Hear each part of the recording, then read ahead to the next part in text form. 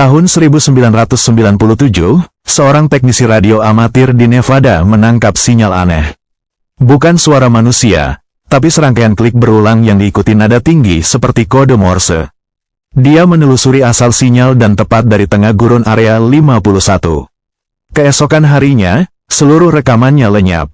Komputernya rusak. Dia menghilang sebulan kemudian. Hingga kini, sinyal itu tidak pernah terdengar lagi. Atau mungkin, kita hanya tidak diizinkan untuk mendengarnya lagi.